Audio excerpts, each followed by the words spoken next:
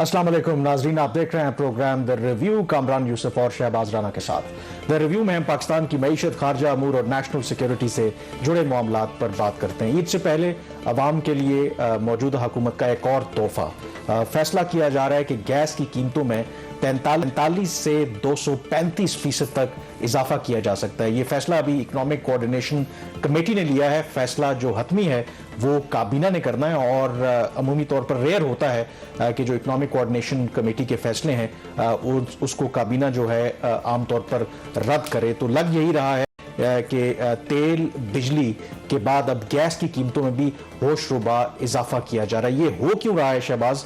क्योंकि वजह क्या है? क्योंकि प्रॉब्लम ये है कि ज़ाहिर है कि पहले तो गवर्नमेंट ये बताती थी कि ज़ाहिर है कि मुश्किल फैसले हमने करने हैं। तेल की कीमतों में आपने सब्सिडी विड्रॉ की, फिर उसके ऊपर लेवी भी लगाई, बिजली की कीमतों में भी आपने इजाफा किया, अब गैस की कीमतों में भी इजाफा करना जा रहे हैं। आखिर इतना ज़्यादा इजाफा करने की वजह क्या है?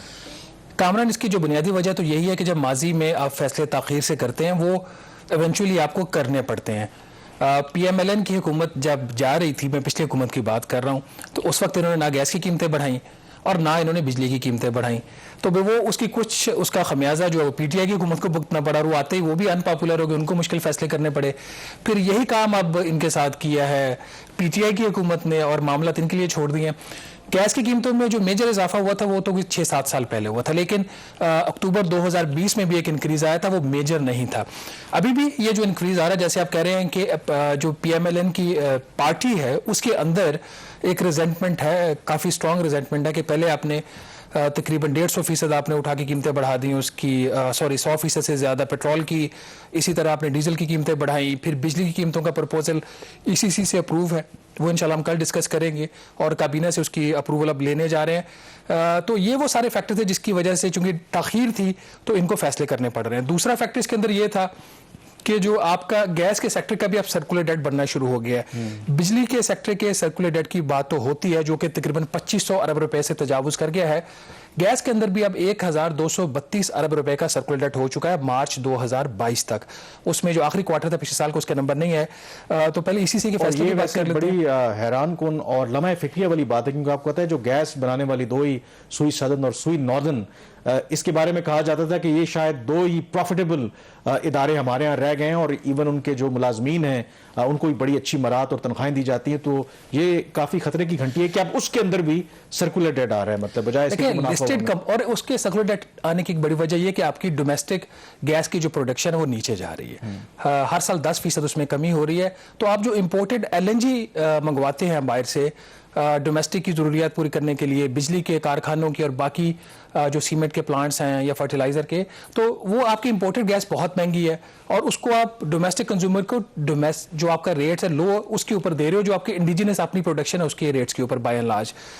तो इसकी वजह से हुकूमत को काफ़ी फैसले मुश्किल करने पड़ रहे हैं। नाज़रीन, इसमें जो कल इक़्तिसादी राब्ता कमेटी ने फैसला किया, जैसा भी कामरान कह रहे थे कि 43% से लेकर 235% तक गैस की कीमतों में इजाफे की तजवीज़ है 1 जुलाई 2022 से। इसमें जो पहली स्लैब है और दूसरी स्लैब इसको मर्ज करने की तजवीज़ है और उसका जो रेट है वो अब तकरीबन 173 रुपये फी MMBTU होगा और इसमें 43% सबसे कम कमी इसमें है।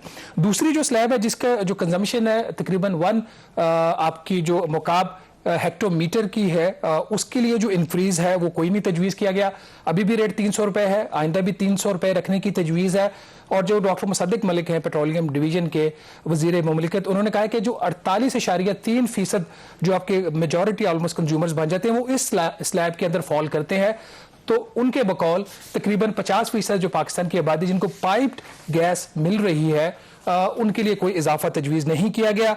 जो आगे इंक्रीज आ रहा है वो जो तीसरी स्लैब है जो अब इफेक्टिवली दूसरी बन जाएगी 553 रुपये जिनका रेट था पहले, वो जो रेट बढ़कर अब हो जाएगा 696 रुपये फी MMBTU, 143 रुपये का इंक्रीज है और परसेंटेज में तकरीबन ये 26% बनता है। ये भी कोई ज़्यादा नहीं है, लेकिन जो मेजर इंक्रीज आ रहा है वो ऊपर जो आपके अपर मिडिल इनकम ग्रुप, जो अमीर और अमीर तरीन तबके हैं पाकिस्तान के, उनके ऊपर ज़्यादा बोझ डालने की तजवीज़ है, जिसके अंदर अभी तक जो आपकी अप टू 3 मुकाब मीटर या मुकाब उसका फीट जो कंजम्पशन है उसका जो रेट था 738 रुपए है, इसको बढ़ाकर 1856 रुपए करने की तजवीज़ है, तकरीबन 1118 रुपए, या इनके लिए 151% इजाफा होगा। यहाँ पे काफ़ी कंज्यूमर्स हैं जो हिट होंगे।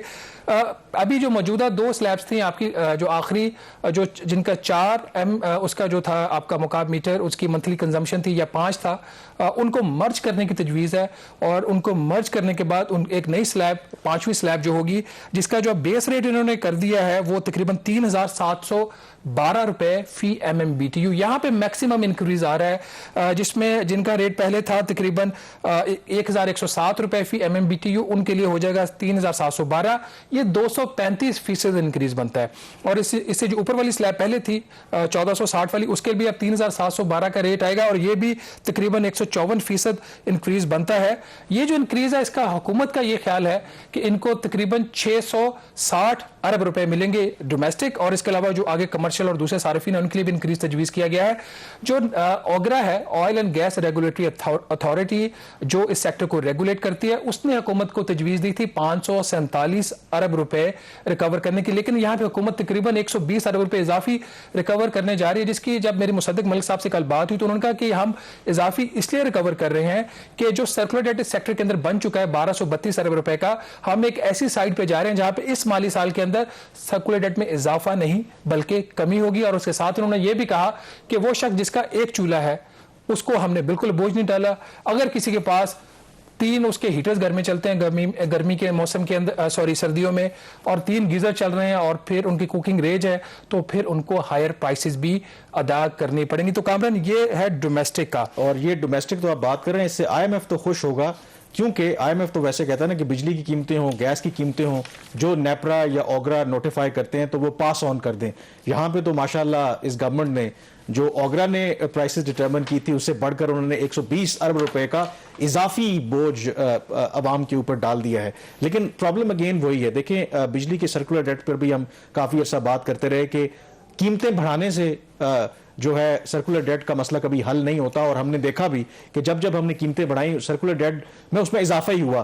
तो क्या जमानत है कि हम अगर ये बोझ आम आदमी के ऊपर और जो कमर्शियल सार्फिन है उनके ऊपर डाल रहे हैं तो ये सर्कुलर डेट में गैस के अंदर आप कह रहे हैं कि जी कमी वाकई होगी, क्या जमानत? अच्छा, यहाँ पे थोड़ी सी सिचुएशन डिफरेंट है। पाकिस्तान के जो अपनी जो गैस है, जो आपको याद है कि सुई के मुकाम से निकली, तो उस वजह से इसको अक्सर लोग सुई गैस भी कहते हैं। तो वो उसकी जो एक्सप्लोरेशन है और वो हर साल उसमें कमी आ रही है, और इंटरनेशनल मार्केट में प्राइसेस इतनी ऊपर चली गई हैं कि हुकूमत के पास अब चॉइस नहीं है। अब घरेलू सार्फिन जो है उनको इंडिजिनस गैस तो आप देते हो, लेकिन उसके साथ साथ उनकी चूंकि रिक्वायरमेंट्स इतनी ज़्यादा है, आपको इंपोर्टेड गैस भी उनको देनी पड़ती है। तो बुनियादी मकसद यहाँ पे हुकूमत का ये है कि लोगों को डिस्करेज किया जाए, उनकी हौसला शिकनी की जाए कि वो पाइप जो आपको एक नेटवर्क पूरे पाकिस्तान के अंदर SNGPL का और SSGCL का है, 2 कंपनियां, वो उसकी तरफ की बजाय वो LPG की तरफ लोगों को ज्यादा वो चाह रहे हैं को इस्तेमाल करें। लेकिन LPG भी हाईली एक्सपेंसिव है, और ये जितने भी रेट इंक्रीज करेंगे, अभी मैं आपको कमर्शियल रेट्स का भी थोड़ा सा जिक्र कर देता हूँ, उसके बावजूद LPG अभी भी 50 से 60% महंगी है। अच्छा, दूसरा इसमें इशू ये है कि जो डोमेस्टिक सार्फिन है, जितने भी पाकिस्तान में गैस प्रोड्यूस होती है उसका वो 47% उनको मिल जाता है। और कितने लोग हैं जिनको मिलता है? पूरी पाकिस्तान की जो आबादी है वो कवर्ड नहीं है पाइप्ड गैस सिस्टम से, सिर्फ 27% ऑफ द टोटल जो आपके हाउस होल्ड हैं वो इससे कवर्ड है।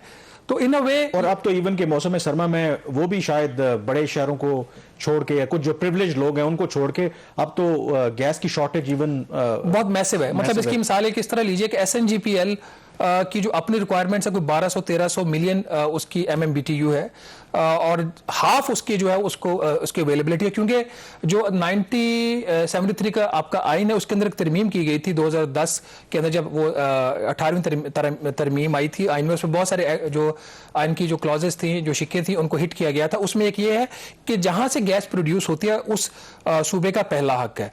तो SSGCL जो कि सर्व करता है बलूचिस्तान और सिंध को, और सबसे ज्यादा गैस सिंध में पैदा हो रही है, तो उनके कंज्यूमर को तो काफी अभी भी बेनिफिट है, लेकिन उनके ऊपर भी बोझ आएगा। बट ज्यादातर जो पंजाब और KP के कि जो सारिफीन है उनके ऊपर बोझ आ रहा है, लेकिन नाज़रीन कुछ रेट्स में इजाफा हुआ है जो कमर्शियल का भी, उनका भी थोड़ा सा अगर हम जिक्र कर लें।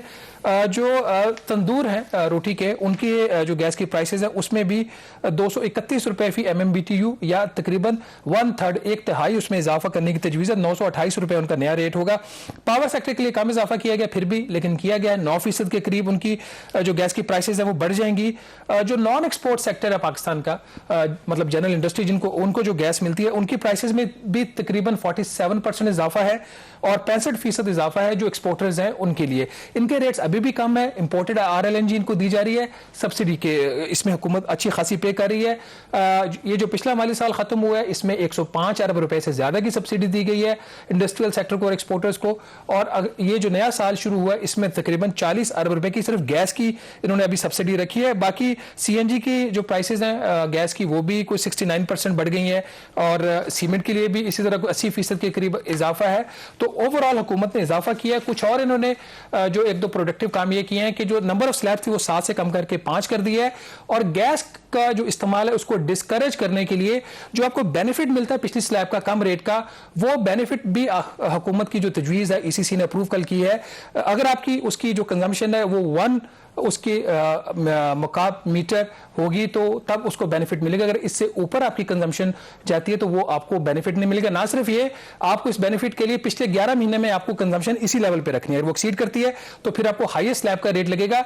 अब जो 235% या 154% जिनके लिए इंक्रीज आया है, ये जो रेट्स हैं अब 3712 रुपए फी MMBTU के, ये जो RLNG के प्राइसेस हैं उनके करीब हैं। और आपने RLNG की बात की तो ये क्राइसिस जो है आगे मजीद भी बढ़ेगा, क्योंकि इतला यही है कि जो कोशिश कर रहा था कि LNG जो बाय की जाए, तो जो इतलात आ रही हैं कि पाकिस्तान ने कोई 10 कार्गो बुक करने की कोशिश की जुलाई एंड से लेके सितंबर एंड तक, लेकिन अभी तक पाकिस्तान को कोई बिडर नहीं मिला। और जुलाई में 3 इससे पहले जो हम चाह रहे थे कि कार्गो मंगवाए LNG के, वो भी हम उसमें कामयाब नहीं हुए।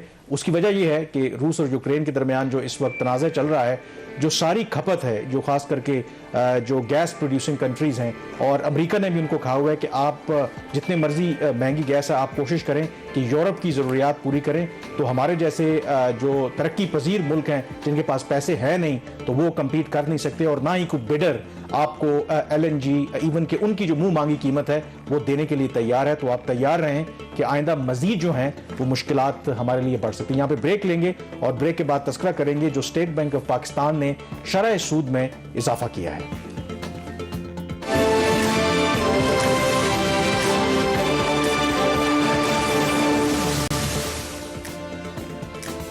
जी, ब्रेक के बाद एक दफ़ा फिर आपको खुश आमदीद कहते हैं। जुलाई में ये जो हफ्ता ख़त्म हुआ है जुमरात को, तो पाकिस्तान ब्यूरो ऑफ स्टेटिस्टिक्स के जो आदाद शुमार हैं, पाकिस्तान में जो महंगाई की शरह है वो तकरीबन 34% रही है। और आपको पता है उसकी वजह यही है कि जो तेल, बिजली और बाकी चीज़ों की कीमतों में इजाफा हो रहा है, उसका इम्पैक्ट अब आना शुरू हो गया। अब इस तनाजुर में कल हमने देखा कि स्टेट बैंक ऑफ पाकिस्तान ने जो नई मॉनेटरी पॉलिसी का ऐलान किया, तो एज एक्सपेक्टेड शरह सूद में उन्होंने 15% इजाफा किया है। और जाहिर है कि शहबाज, आम लोगों के लिए पहले भी हम डिस्कशन करते रहे हैं कि शरह सूद आप इसलिए बढ़ाते हैं ताकि महंगाई को रोका जा सके। माजी में भी हम डिस्कशन करते रहे कि शायद पाकिस्तान के कॉन्टेक्स्ट में ये जो फार्मूला है कभी सक्सेसफुल नहीं रहा कि जब भी हमने शरह सूद में इजाफा किया कि उस जो महंगाई है वो कंट्रोल हो। अभी भी लॉजिक जो एक्टिंग स्टेट बैंक के गवर्नर हैं वो यही दे रहे हैं। बट डू यू थिंक कि इस मौके पर शरह सूद में इजाफा करना बनता था? देखिए, आपकी इस वक्त IMF के साथ मुज़ाकरा जारी हैं, तो ये आपको करना ही था। अब सवाल ये है कि जो मॉनेटरी पॉलिसी होती है, क्या उसकी वजह से पाकिस्तान में कभी महंगाई कंट्रोल हुई है? मेरा नहीं ख्याल उसका कोई ज़्यादा इम्पैक्ट है। अगर आप 2-3 बड़े फिगर ले लें, उससे आपको साबित हो जाएगा कि शरह सूद बढ़ाने से ये प्राइसेस कम नहीं होंगी, क्योंकि कीमतें हुकूमतें पाकिस्तान खुद बढ़ा रही है। बिजली की कीमत, गैस की कीमत, पेट्रोल की कीमत, डीजल की कीमत हुकूमत बढ़ा रही है। तो शरह सूद 50% भी करके देख लें, इसके ऊपर फर्क नहीं पड़ेगा। दूसरी फैक्टर ये है कि जितनी भी कमर्शियल आपकी लैंडिंग होती है बैंकों की, उसका 60 से 70% हुकूमत पाकिस्तान ले जाती है। तो शरह सूद आप 20% भी कर दें, हुकूमत ने कर्जा उतना लेना ही लेना है जो उसके अखराजात है। बजट डेफिसिट आपका तकरीबन जो फेडरल गवर्नमेंट का है वो 4,550 अरब है, उतना तो आपने लेना है। आप 13% पे ले लें, 15 पे ले लें, 20 पे आपने लेना है। अब नाज़रीन, जो अभी कामरान बात कर रहे थे, क्या वाकई शरह सूद बढ़ाने से पाकिस्तान के मसले हल हो जाएंगे? जो कल PBS ने अपना वीकली बुलेटिन जारी किया है, डीजल की कीमतें जो हैं इस हफ्ते जो थी, वो इस जो पिछले साल का यही हफ्ता था उसके मुकाबले में 141.5% ज्यादा, पेट्रोल की तकरीबन 120% ज्यादा, आपका जो प्याज है 102% महंगा, आपकी जो दालें हैं 88% महंगी, इसी तरह जो आपका कुकिंग ऑयल है मुख्तलिफ किस्म का, उसकी 83% कीमतें ज्यादा, बाकी आपके जो वेजिटेबल घी है उसकी प्राइसेस में भी यही सूरत हाल है, वॉशिंग सोप है आपका 57% इजाफा। तो क्या शरह सूद में इजाफा करने से ये चीजें कंट्रोल में आ जाएंगी? मेरा ख्याल ये एक मुश्किल सवाल है। कल जो इसकी कामरान कल प्रेस कॉन्फ्रेंस की एक्टिंग गवर्नर ने, स्टेट बैंक ने, उन्होंने कहा जी कि हमें ये कीमतें बढ़ानी, हमारे लिए शरह सूद बढ़ानी जरूरी थी। पहले 13.75% रेट था, उसको बढ़ाकर कल 15% कर दिया गया है। और इसके साथ ही जो एक्सपोर्टर्स को एक कर्जा मिलता है सस्ते रेट के ऊपर 7.5% के ऊपर, वो उसका रेट 10% कर दिया गया। और जो एक रेट 7% था लॉन्ग टर्म फाइनेंसिंग फैसिलिटी उनको मिलती थी, उसको भी 10 कर दिया गया। अच्छा, आपने जिक्र किया है एक्टिंग गवर्नर का, तो कल उन्होंने जो प्रेस कॉन्फ्रेंस की तो उन्होंने क्या वजह बताई कि क्यों उन्होंने शरह सूद में इजाफा किया? आए हैं, उन्होंने बुनियादी तौर पर क्या वजह बयान की इसकी? अगर हम ये इंटरेस्ट रेट को ना बढ़ाते आज, तो उससे क्या नुकसान हो सकता था? क्योंकि ये भी आपने जहन में रखना है कि अगर आप कोई काम डिले कर दें या ना करें, उसके भी कुछ नुकसान हो सकते हैं। तो अगर हम जो हमने आज फैसला किया और जो हम पिछले सितंबर से टाइटनिंग कर रहे हैं मॉनेटरी पॉलिसी की, ये अगर हम ये ना करते तो खुदा न खास्ता बहुत से बुरे और भी बुरे आउटकम्स हो सकते थे। हमारी इन्फ्लेशन के ऊपर काबू करना और मुश्किल हो सकता था। हाइपर इन्फ्लेशन हो सकती थी, कई मुल्कों में ये हो चुकी है, जिम्बाब्वे वगैरह में, लैटिन अमेरिका में। उससे ये होता है कि एक दिन किसी चीज़ की कीमत कुछ होती है, अगले दिन उसे 10 गुना 100 गुना बढ़ जाती है। खुदा न खास्ता इस तरह के हालात भी हो सकते थे अगर हम सही फैसले ना करें अभी। जी, ये एक्टिंग गवर्नर, आप उनको सुन रहे थे, वजह बता रहे थे। अब शहबाज, दिलचस्प बात है, ज़ाहिर है कि एक तो ज़ाहिर इंटरनेशनल एक रिसेशन की तरफ बढ़ रहे हैं, लेकिन अगर आप खित्ते का ओवरऑल अगर आप देखें इंटरेस्ट रेट्स, मसलन बांग्लादेश में कोई 4.5% है, भारत में कोई लगभग 5% है, श्रीलंका जो सरकारी तौर पर दिवालिया हो चुका है, वहां पे जो शरह सूद है आज भी 14.5% है। तो क्या हमारे हालात इस वक्त श्रीलंका से भी गए गुजरे हैं कि हमें हमारी जो शरह सूद है वो श्रीलंका से भी ज्यादा है? देखिए कामरान, जून में जो इन्फ्लेशन का रेट था वो 13.8% था, ठीक है। अब वो सॉरी, जो मई में था 13.8% था, वो जून में हो गया 21.3%। तकरीबन 14 साल की ये हाईएस्ट रेशो थी, और ये कोई छोटा नंबर नहीं था। ये एक इतना बड़ा जंप, इसमें सिर्फ मंथ और मंथ का जंप देख लें कुछ 6.5% बनता है। हम बहुत रैपिडली उस तरफ जा रहे हैं। अब हुकूमत, जैसा मैंने पहले कहा, हुकूमत ये सारे इंक्रीजेस खुद कर रही है। आप शरह सूद का इसको उस तरीके से डायरेक्टली इंपैक्ट नहीं होगा। जहां पे शरह सूद का इंपैक्ट होगा, आपकी जो कार फाइनेंसिंग स्कीम्स हैं उसके ऊपर इसका डेफिनेटली हिट पड़ेगी। जो हाउसिंग फाइनेंस लोन हुकूमत देती है, जो सारिफिन लेते हैं, सॉरी जो कमर्शियल बैंक्स देती हैं, हुकूमत ने भी कुछ कर्जे दिए हैं। उनकी जो नया पाकिस्तान जो स्कीम थी पिछली हुकूमत की, उसके ऊपर बाय द वे हम नेक्स्ट वीक इंशाल्लाह प्रोग्राम करेंगे, उसको ये वाली हुकूमत डिस्करेज कर रही है, उसके ऊपर इंपैक्ट आ सकता है। लेकिन जो पाकिस्तान के अंदर जो रूट कॉज है इस सारी प्रॉब्लम्स की, हुकूमत पाकिस्तान, उसका जो बजटरी कॉस्ट तो बढ़ जाएगी। इस साल भी बजट में, जैसे हमने बजट के मौके पे बताया, तकरीबन 4,000 अरब रुपया जो है वो सिर्फ शरह सूद के ऊपर जाएगा अदायगियों के लिए, कर्जों के ऊपर सूद की अदायगियों के लिए 4,000 अरब रुपया जाएगा। वो बढ़ के 42 अरब हो सकता है, 43 अरब हो सकता है, लेकिन कर्जा हुकूमत ने लेना है। लेकिन नाज़रीन, ये जो इंक्रीज आ रहा है, अब उसकी इंप्लीकेशन ग्रोथ के ऊपर तो डेफिनेटली आएंगी। जो कारोबारी तबका है वो, उसकी जो बोरिंग है वो जब हिट होगी तो उसके ऊपर डेफिनेटली भी इंपैक्ट आएगा। वो फैक्टर्स अपनी जगह पे हैं। इस हवाले से जो एक्टिंग गवर्नर हैं, उन्होंने कल क्या कहा कि पाकिस्तान में अब ग्रोथ के क्या फोरकास्ट हैं, महंगाई कहां जाएगी, बावजूद इसके कि शरह सूद 15% कर दी है। आइए सुनते हैं। हमारे ख्याल में ग्रोथ अगले साल फिस्कल ईयर 23 में 3 से 4% के दरमियान होगी। ये एक अच्छा ग्रोथ रेट है। इस ग्रोथ रेट, क्योंकि पिछले 2 सालों में हम 6% से ग्रो हुए थे, इस ग्रोथ रेट से ये होगा कि और इन्फ्लेशन बढ़ने का रिस्क जो है वो कम हो जाएगा। उसके साथ साथ इन्फ्लेशन को हम 18 से 20% देख रहे हैं अगले साल के लिए, जिस तरह मैंने आपको भी बताया था, क्योंकि कीमतें बढ़ गई हैं और इन्फ्लेशन होती है कि आप आज की कीमत को कंपेयर करते हैं 1 साल से पहले जो कीमत थी उसके साथ, तो वो नंबर तो आपको जी नाज़रीन, आपने सुना कि एक्टिंग गवर्नर बता रहे थे कि जी क्या वजूहात हैं और महंगाई जो है वो किधर जा रही है। 18 से 20% की उन्होंने बात की है। तो ये एनुअलाइज्ड इन्फ्लेशन रेट है, ये वो है। यहाँ पे एक सवाल जरूर पैदा होता है। सवाल ये है कि जो वफाकी हुकूमत है उसने बजट के अंदर एक हदफ रखा था 11.5% एवरेज इन्फ्लेशन का, और जो नया स्टेट बैंक ऑफ पाकिस्तान का कानून है उसके तहत स्टेट बैंक ऑफ पाकिस्तान की जिम्मेदारी है कि इस हदफ के आसपास वो महंगाई को रखे। तो फिर अगर एक्टिंग गवर्नर जो है वो कल ये कह रहे थे कि 18 से 20% जो होगी महंगाई की शरत, तो फिर मतलब ये कि स्टेट बैंक जो है वो हदफ हासिल करने में नाकाम रही है। और कामरान, जब ये कानून में तब्दीली आई तो हमने एक बात कही थी कि इसकी कोई पेनल्टी नहीं है। अब हुकूमत की भी मजबूरी है, उसने कीमतें बढ़ानी थी क्योंकि आपने IMF का प्रोग्राम करना है, और स्टेट बैंक ऑफ पाकिस्तान की भी मजबूरी है कि उसने शरह सूद बढ़ानी है क्योंकि आपने IMF का प्रोग्राम करना है। इन रियलिटी मेरा नहीं ख्याल कि ये शरह सूद उस तरीके से इतना अफेक्ट करेगी। डेफिनेटली आपकी बोरोइंग्स के ऊपर ओवरऑल जो आपका बैंक, आपका जो है इंडस्ट्रियल सेक्टर, उसके ऊपर एक इम्पैक्ट आएगा। बट जिन वजूहात की वजह से पाकिस्तान में महंगाई हो रही है वो इसको ऐसा, ये जो इन्फ्लेशन आपकी जो इंटरेस्ट रेट है उसको हिट नहीं अच्छा, इसके अंदर एक जो दिलचस्प बात है कि डॉक्टर मुर्तजा सईद, आपको पता है कि डेप्यूटी गवर्नर हैं और रजा बाकर इनको लेके आए थे, उनकी टीम का ये हिस्सा है। तो इन्होंने ये भी कहा कि ये जो 3 से 4% ग्रोथ है ये बड़ी अच्छी ग्रोथ है। और इन्होंने गालिबन ये भी कहा है कि क्योंकि पिछले जिसको तहरीक इंसाफ बड़ा मार्केट करती है कि पाकिस्तान में कभी भी नहीं हुआ कि 2 सालों के लिए हमने 6% ग्रोथ अचीव की, तो उन्होंने इसी प्रेस कॉन्फ्रेंस में यह भी कहा कि क्योंकि जब हम 6% की ग्रोथ पे जाते हैं तो फिर हमारे दूसरे मसाइल शुरू हो जाते हैं। तो और ये एक पॉडकास्ट में पहले अपनी इन्हीं इकदामात की स्टेट बैंक की तारीफ भी कर चुके हैं, अब उसी को ये कॉन्ट्रडिक्ट कर रहे हैं कि 3 से 4% जो ग्रोथ है वो अच्छी होती है। उन्होंने इसमें, मेरा ख्याल हमारे पास टाइम कम है, यहाँ पे ब्रेक लेते हैं, लेकिन उससे पहले एक बात मैं क्लैरिफाई कर दूं। उन्होंने कहा ये जो 6% ग्रोथ आई पिछले 2 सालों में वो स्टिमुलस की वजह से आई कि जो वफाकी हुकूमत ने जो मुख्तलिफ स्कीमें दी और जो स्टेट बैंक ऑफ पाकिस्तान ने जो टर्फ की स्कीम थी जिसकी वजह से आपके एक्सचेंज रेट के ऊपर भी दबाव आया, आपकी इंपोर्ट्स के ऊपर भी दबाव, सस्टेनेबल नहीं था। और ये हम कई दफा इस प्रोग्राम में भी इसका जिक्र करते हैं। लेकिन नाज़रीन, ये अभी एक ऐसा इशू है जिसके ऊपर आगे भी बात होगी। बॉटम लाइन ये है कि हालात पाकिस्तान की इकोनॉमी के और आवाम के लिए काफी मुश्किलात अभी आगे आएंगी, ये इतना आसान नहीं है। स्टे विद अस, या ब्रेक लेते हैं।